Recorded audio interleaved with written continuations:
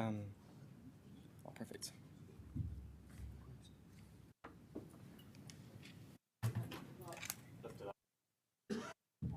Hello? Yep. Perfect. Kia ora. My name is Y. I'm one of the environment prefects from Wellington College, and behind me are some of the members of the Environment Club.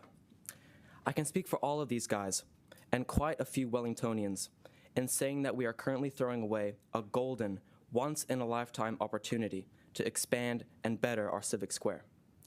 While the cab building was being demolished, as you can see in the photo, you probably noticed the massive amount of light that has begun pouring into our square and the surrounding streets. By opening up this space, we have given ourselves a snapshot of the potential of our square.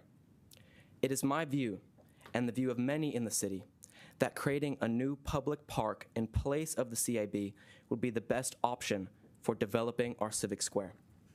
This park would open up the heart of our city in an unprecedented way. It would provide much-needed space to host graduations and protests, like the square is meant to. In its current state, the square struggles to accommodate the type of large gatherings that have become typical in our growing city. For example, even if the square wasn't cordoned off for construction, there would be no hope of it hosting a protest like the one on Tuesday. This park would also provide a proper gateway from the city to the waterfront that simply doesn't exist. There have been several times when I've spotted tourists unsure of how to access the waterfront, even when they are on Willis Street. There just isn't a clear enough path going outwards towards the sea. Now that the CAB is gone, people walking along Victoria Street can finally look out towards the water and the City to Sea Bridge from the very center of the city. By building a park in this area, we will finally bridge the gap between the city, the square, and the water, encouraging more people to visit our waterfront. This brings me to the elephant in the room, the proposed 10 to 12-story building that is most likely going to take the place of the CAB and MOB buildings. When you visit the CAB site, you are greeted with a sign reading, "Making room for something better." Absolutely.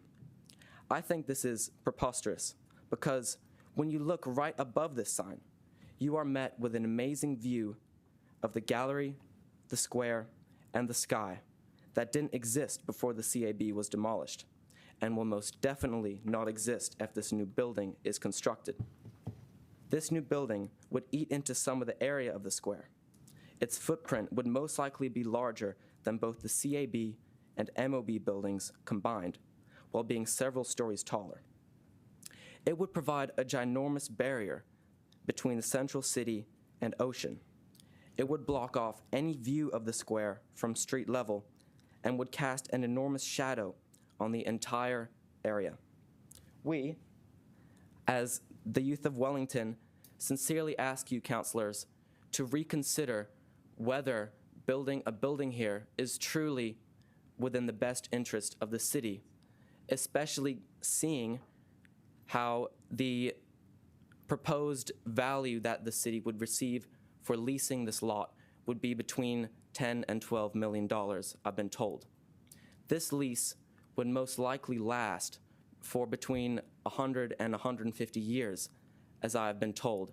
And as the young people of the city, we think that for the future, for our future, we want to have open space in this area for us to have our graduations and our protests and our gatherings.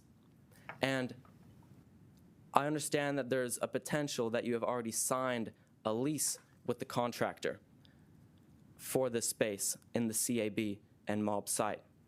And if that is the case, or if that isn't the case, I sincerely ask whether it is possible to make a compromise on this space, whether it is possible to not have a building take up the entire site, but even just a compromise of having a small park area by the entrance to the square, which would really open up the space and provide a true gateway from the city to the sea. Thank you.